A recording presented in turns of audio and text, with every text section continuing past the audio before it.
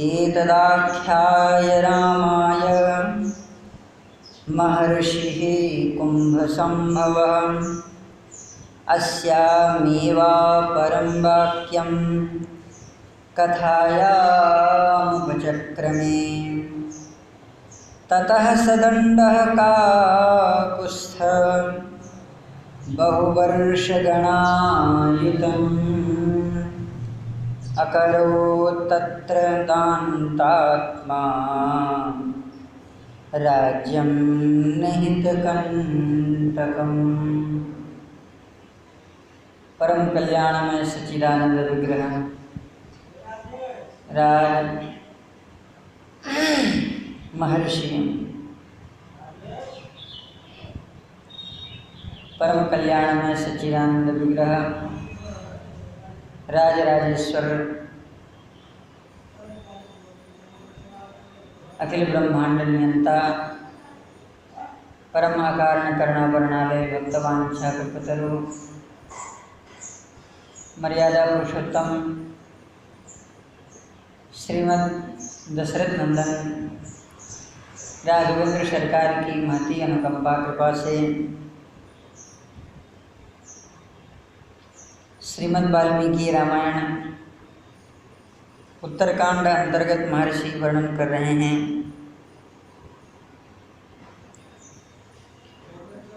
भगवान श्री राम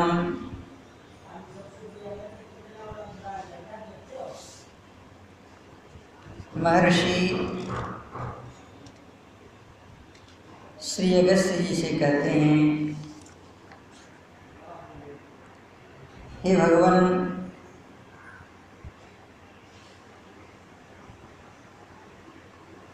इस आभूषण को मैं स्वीकार करता हूँ और मैं आपसे कुछ और भी जानना चाहता हूँ। जिस राजा के द्वारा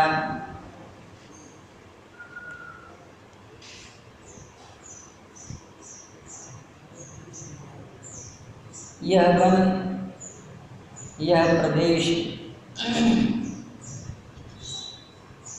मंगलमय होते हुए भी अत्यंत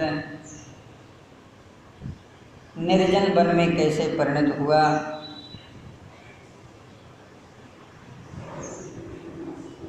और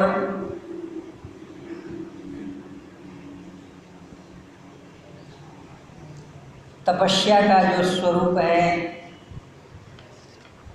आपने यहाँ पर रह करके तपस्या करने का मन क्यों बनाया। महर्षि श्री अगस्त्य कहते हैं कि हे राजन,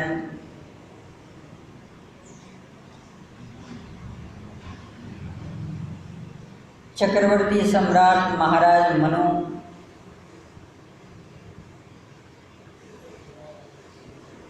सत्ययुग की घटना है। दंडधारी राजा के रूप में इस भूतल पर बहुत दिनों तक शासन करते हैं। उन्होंने अपने ज्येष्ठ पुत्र इक्ष्वाकु को राज्य समर्पित किया।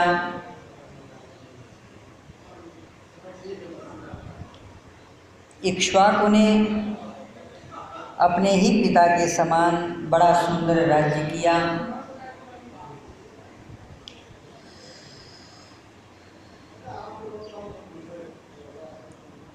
और इक्ष्वाकु के जो पुत्र हुए,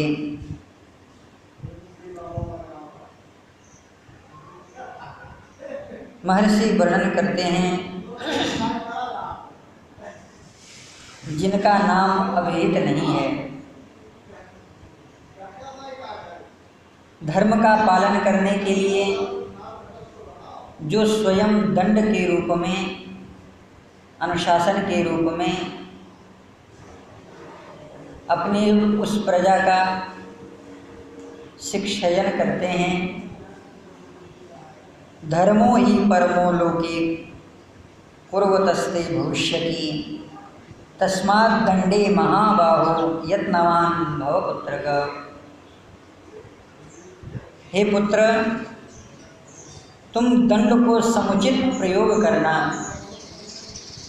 और दंड देने के लिए निरंतर प्रयत्नशील रहना, इस संसार में जिस तरह से धर्म की प्राप्ति हो, धर्म की मर्यादा शाश्वत बनी रहे, इसलिए तुम ऐसे ही कार्यों को करते रहना। महर्षि वर्णन करते हैं कि तस्य नाम दंडेति पिता चक्रेल्पमेधशः। अपने पिताजी के द्वारा प्राप्त हुए इस शासन रूप दंड को लेकर जिनका नाम ही दंड के रूप में हो गया, महाराज राजा दंड के रूप में जिनकी प्रख्याति भई, प्रहृष्ट मनुजा किरणम देवराजो यथा दिवी पुरोहितम तु नाशम वरयामास सुब्रत। महाराज श्री शुक्राचार्य जी महाराज के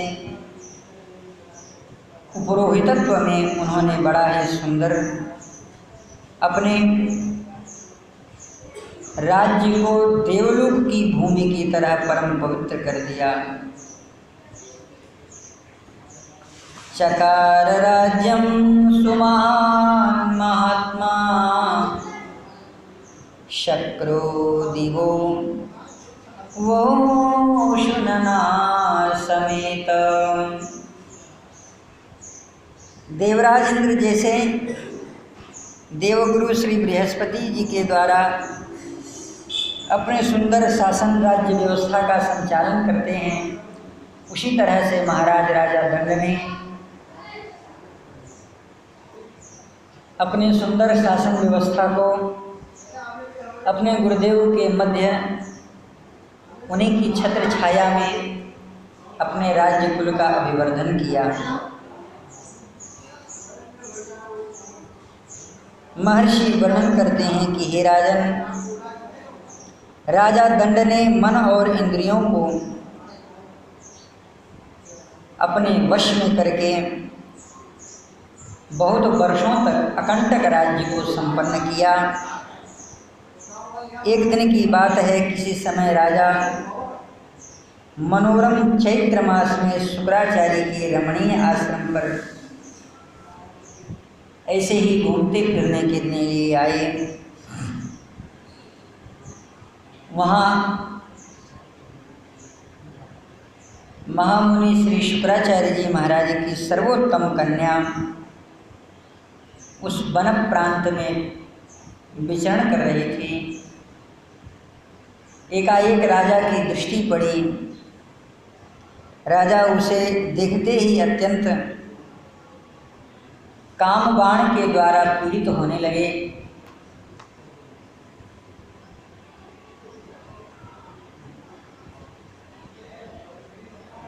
राजा ने पूछा कि हे सुश्रोणी, तुम कौन हो? अपना परिचय दो, तुम किसकी पुत्री हो? हे सुभानने, तुम्हें देखने के बाद में मन में काम पीड़ा सता रही है। हे देवी, मैं तुम्हारा परिचय जानना चाहता हूँ। अथ काले तु तस्मिंश्चिद राजा भार्गवाश्रमं रमणीयमुपक्रान्तश्चैत्रे मासी मनोरमे। तत्र भार्गवकन्या सारूपेणा प्रतिमां भुवि विचरन्तीं मनोदेशे दण्डो पश्यत्तनुत्तमाम्।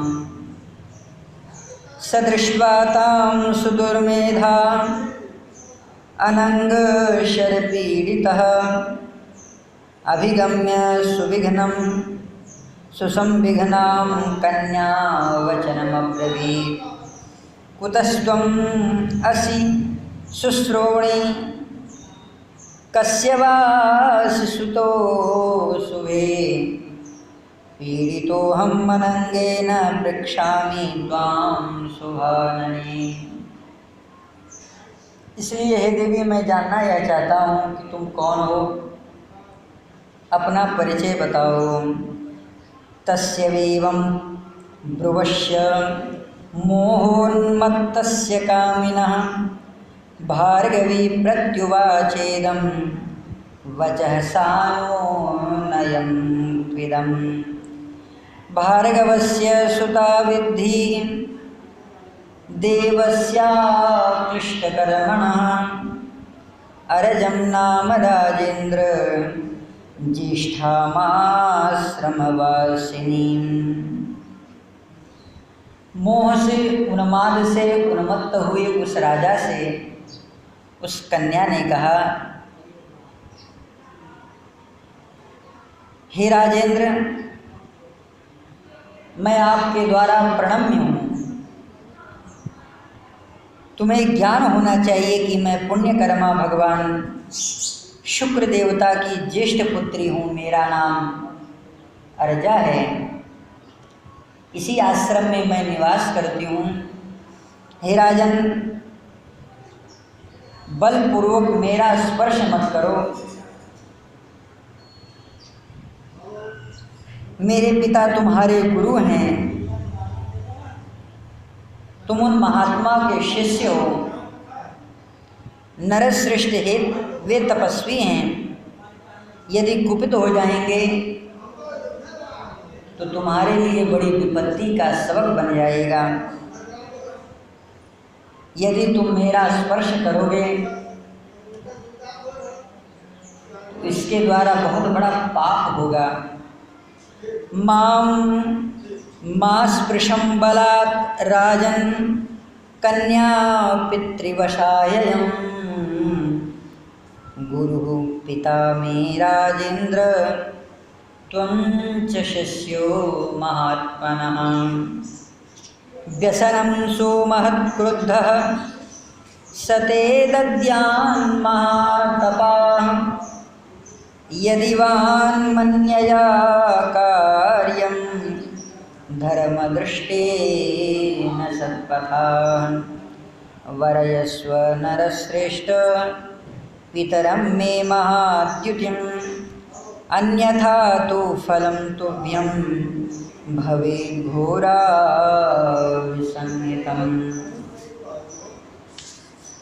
हे नरश्रेष्ठ, तुम्हें किसी भी अर्थ में दूसरे शब्दों का विचार नहीं करना चाहिए। अर्थात मेरी वाणी सुनकर के तुम और भी उतावले न हो। मैं जो तुमसे कह रही हूँ, धर्म के मार्ग का अनुसरण करो और धर्मतः तुम मेरे भाई हो, मैं तुम्हारी बहन हूँ। इस धर्म शास्त्रोक्त सन्मार्ग से चलकर मेरे महान तपस्वी तेजस्वी पिता से मुझको मांग लो, अन्यथा तुम्हें स्वेच्छाचार बड़ा भयानक फल का भोग प्रकट करने वाला होगा। तुम्हारी दृष्टि भी पापमय ही लग रही है। क्रोधेन ही मे पिता मे सौ त्रैलोक्यमपि निर्दहेत्। दास्यते चानवद्यांग तव मां याचितः पिता। एवं ब्रुवाणामर्यां दण्डः कामवशं गतः। प्रत्युवाच मदोन्मत्तः शिरस्याधाय चाञ्जलिं। प्रसादं कुरु शुश्रोणि न कालं क्षिप्तुमर्हसि। त्वत्कृते हि मम प्राणा विदीर्यन्ते वरानने। इस प्रकार धर्मयुक्त वाणी सुनकर के महाराज दंड अत्यंत ही व्याकुल होने लगे। उस कन्या ने कहा कि हे नरश्रेष्ठ महायशस्वी, आप मेरे पिता की क्रोध अग्नि रूपी विशाल वन को आपने नहीं देखा है। वे त्रैलोक्य को भस्म करने में क्षण भी नहीं लगाएंगे। अतः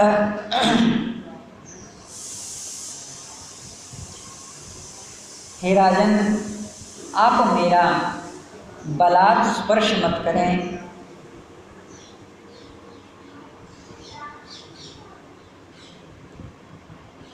अर्जा की जब ऐसी वाणी महाराज दंड ने सुना, उस समय वे अत्यंत काम से पीड़ित हो रहे थे। दंड मदोन्मत्त हो रहे थे। दोनों हाथों को जोड़ करके उन्होंने मस्तक पर लगा लिया और कहा, हे देवी, मेरे ऊपर कृपा करो, समय मत बिताओ। हे वरानने, तुम्हें स्पर्श करने के लिए, तुम्हें प्राप्त करने के लिए मेरे प्राण निकले जा रहे हैं। तुम्हें प्राप्त कर लेने पर अगर मेरा वध भी हो जाए तो मैं उसे स्वीकार करता हूँ। कामातुराणाम नहीं भय न लज्जा। जो कामातुर हो जाता है उसे किसी चीज़ की चिंता नहीं रहती है। अब वह मृत्यु को प्राप्त हो, चाहे उसका सारा राज्य नष्ट हो जाए, चाहे वह संसार में अधम प्राणियों में गिना जाए,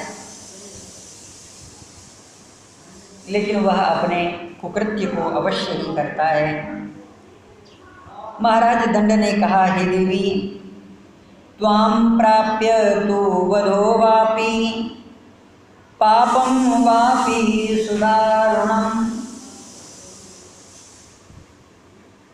एक आचार्य कहते हैं कि महर्षि के द्वारा एक तरफ तो यह कहा जा रहा है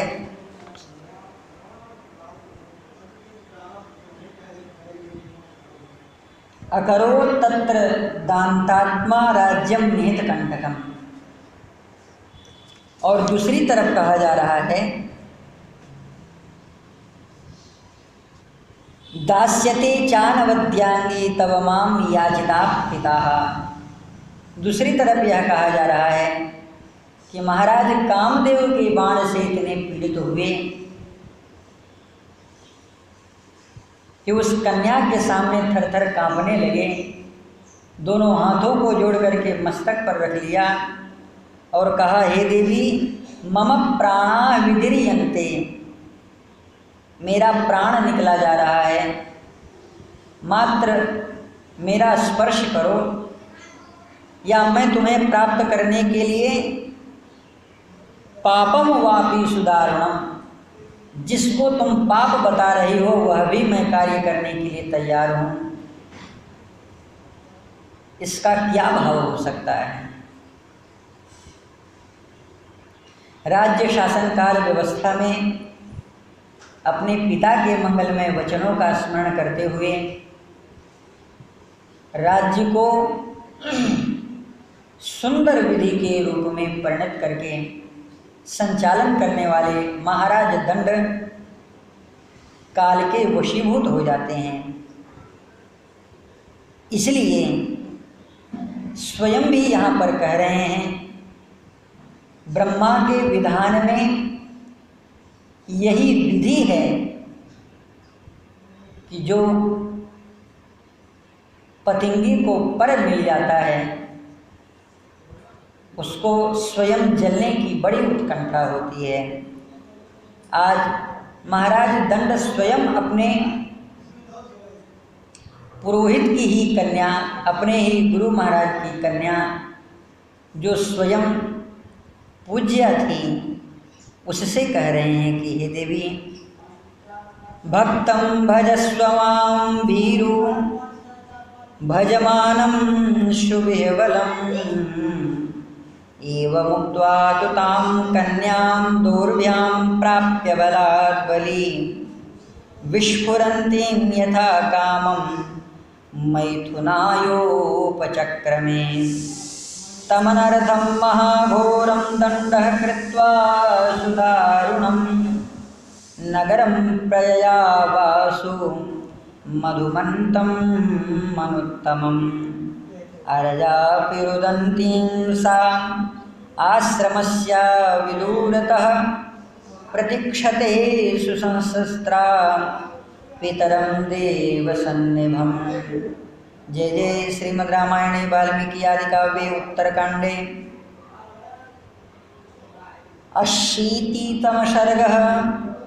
स मुहूर्ताद् उपसृत्य देवर्षिरमितप्रभो स्वामाश्रमं शिष्यवृत्तक्षुधार्त सन्न्यस्य वर्तत सोपश्यत् अरजां दीनां रजसा समभिप्लुतां ज्योत्स्नामिव ग्रस्तां प्रत्यूषेण विराजितम्। इस प्रकार राजा दंड ने वह पाप पूर्ण कृत्य किया जिसकी शास्त्र में अत्यंत ही निंदा की जाती है। महर्षि वर्णन करते हैं, विस्फुरन्तिम यथा कामम मैथुनो योपचक्र में, कामदेव के द्वारा अत्यंत बाण सरस्तप्त हुए राजा बलात् उस कन्या को अपने बाहुपाश में निबद्ध कर लेते हैं। अत्यंत दारुण महाभयंकर अनर्थ करने के बाद राजा स्वयं अपने नगर मधुमंत को चले गए। इधर अरजा अत्यंत भयभीत होकर के कुछ दूर पर बैठे हुए अपने देवतुल्य पिताजी के आने की राह देखने लगी। इधर देखा महर्षि अपने शिष्यों के साथ आ रहे हैं। वह कन्या अत्यंत नम्रता से अपने मस्तक को ढके हुए अपने पिताजी के सामने बड़ी तेजी से फूट फूट करके रोने लगी। इधर महर्षि शुक्राचार्य भूख से पीड़ित होकर के शिष्यों से घिरे हुए उस आश्रम की ओर लौटे। उन्होंने उस अरजा अपनी कन्या जो एकमात्र पुत्री थी उसे देख करके रोने लगे। रोते हुए देख करके उसके शरीर में धूली लिपटी हुई थी, जैसे प्रातः काल के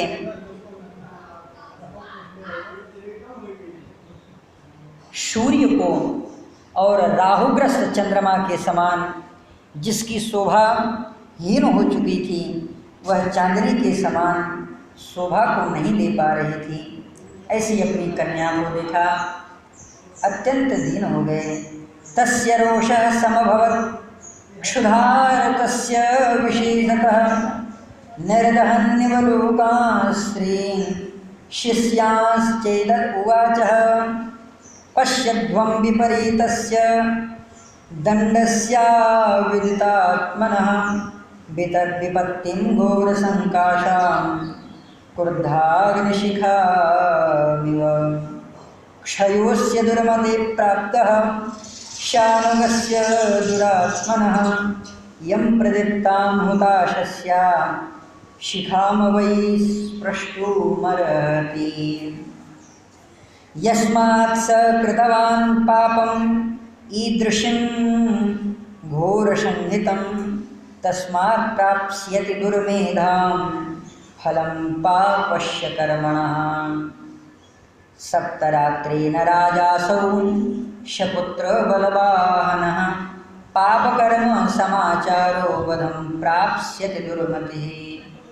इस प्रकार महर्षि अपनी रोती हुई कन्या को देख करके अत्यंत ही क्रोधित हो गए और महर्षि ने अपने कमंडल से जल निकाला और यह कहा, देखो शास्त्र के विपरीत जो कर्म को करने वाला अज्ञानी राजा आज दंड कुपित होकर के मेरी ओर से अग्निशिखा के समान कैसी और विपत्ति की अवस्था को प्राप्त करेगा। आज से सेवकों सहित इस दुर्बुद्धि एवं दुरात्मा राजा का विनाश का अब समय आ गया है।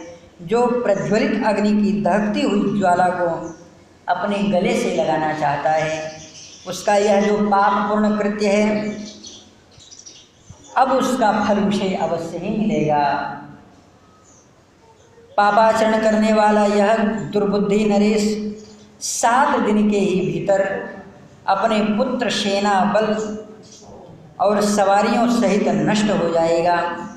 खोटे विचार वाला इस राजा के राज्य के ओर से 100 योजन लंबा और चौड़ा देवराज इंद्र भारी धूलि की वर्षा करके इसे नष्ट कर देंगे। यहाँ जो सब प्रकार के स्थावर जंगम जीव निवास करने वाले हैं, सब ओर से धूलि वर्षा से विलीन हो जाएंगे। जहाँ तक दंड का यह राज्य है वहाँ तक के समस्त प्राणी 7 ही दिन के भीतर धूलि वर्षा के साथ साथ अदृश्य हो जाएंगे। ऐसा कह करके क्रोध से लाल किए हुए आँखों को श्री शुक्राचार्य जी महाराज उस आश्रम से और उस आश्रम में निवास करने वाले लोगों से इस प्रकार अपनी वाणी का प्रयोग करते हैं। समन्तात योजन शतम विषयं चास्य दुर्मते धक्षते 500 वर्षेण महता पाकशासनः सर्वसत्त्वानि यानिह स्थावराणि चराणि च महता 500 वर्षेण विलयं सर्वतो गमत् दण्डस्य विषयो यावत् तावत् सर्वं समुक्षयं 500 वर्षमिवालक्ष्यं सप्तरात्रं भविष्यति इत्युक्त्वा क्रोधतां राक्षस्तमाश्रमनिवासिनं जनं जनपद पदान्तेषु स्थानीयामिति चाब्रवीत्। श्रुत्वा तु उंशो वाक्यं सोऽश्रमवाथवासनजनः निष्क्रामन्तो विषयात् तस्मात् स्थानं चक्रतोऽथ वह्यात् स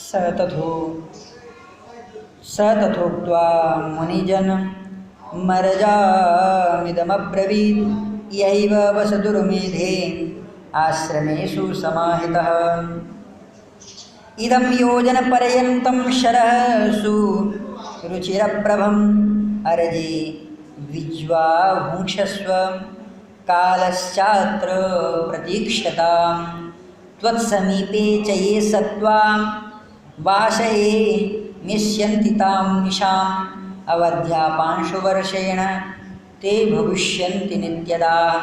श्रुत्वा नियोगं ब्रह्मर्षे सारजा भार्गवी तदा तथेति पितरं प्राह भार्गवं दृश्यदुःखिता इत्युक्त्वा भार्गवो वास मन्यत्रं समकारयत् तच्च राज्यं नरेन्द्रस्य सवृत्य बलवाहनं सप्ताहाद्भस्मसाद्भूतं यथोक्तं ब्रह्मवादिना तस्यासौ दण्डविषयो विन्ध्यैव शैलवयोर्नृप सप्तो ब्रह्मर्षिणा तेन वैधर्म्य सहिते कृते ततः प्रभृतिकाकुत्स्थदण्डकारणमुच्यते। इस प्रकार महर्षि वर्णन कर रहे हैं कि हे नरेश्वर, हे रघुनंदन श्री रामभद्र, इस प्रकार महर्षि ने उस राजा को श्राप दे दिया और श्राप देने के बाद अनेकानेक उस आश्रमों में रहने वाले समस्त मुनिजनों से भी कहा, दंड और आश्रम में निवास करने वालों से भी कहा, आप सब इस आश्रम का त्याग करके, इस वन का त्याग करके यहाँ से चले जाएं। शुक्राचार्य जी की बात सुन करके समस्त आश्रमवासी मनुष्य जीव पक्षु अपनी अपनी व्यवस्था करने लगे। आश्रमवासी मुनियों से ऐसी बात कह करके महाराज शुक्र ने अर्जा से कहा, अरे छोटी बुद्धि वाली लड़की, तू इस आश्रम में ही अपने मन को परमात्मा के ध्यान में एकाग्र करके, एकाग्र चित्त हो करके यहीं पर निवास कर। हे अर्जे, यह जो 1 योजन तक फैला हुआ सुंदर तालाब है, इसका तो निश्चिंत होकर के उपभोग कर और अपने अपराध की निवृत्ति के लिए यहाँ समय की प्रतीक्षा करती रहा। जो जीव उन रात्रियों में तुम्हारे समीप निवास करेगा, वे कभी भी धूल की वर्षा से मारे नहीं जाएंगे, सदा यथावत बने रहेंगे। ब्रह्मर्षि का यह आदेश सुनकर के भृगु कन्या अर्जा अत्यंत दुखित होने पर भी अपने पिता भार्गव से कहती है, बहुत अच्छा। ऐसा कह करके शुक्राचार्य जी ने दूसरे राज्य में जाकर के निवास किया।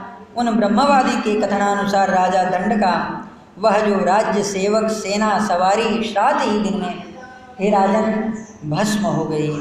हे नरेश्वर, विंध्य और शैवलगिरी के मध्य भाग में दंड का वह राज्य था। हे काकुत्स कुलभूषण, धर्मयुग कृतयुग में विरुद्ध धर्म आचरण करने पर उन महर्षि ने उस राजा को उस देश से श्राप दे करके उसे तभी से उसे भूभाग दंडकारण्य कहलाने लगा। दंडक बना प्रभु की न सुहावन।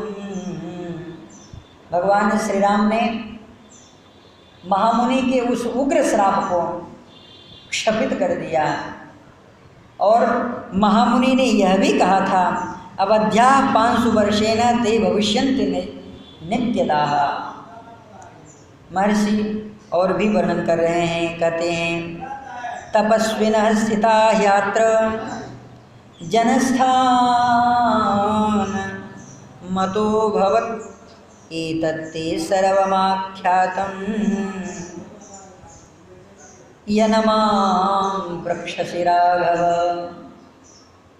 हे रघुनंदन, आपने जो कुछ भी मुझसे पूछा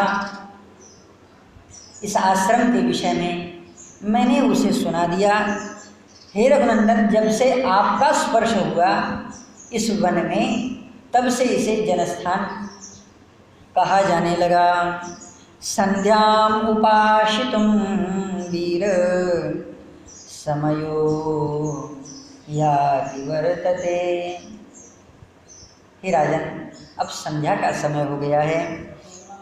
एते महर्षयः सर्वे पूर्णकुंभा समन्ततः कृतोदकाः नरव्याघ्र आदित्यं पर्युपासते।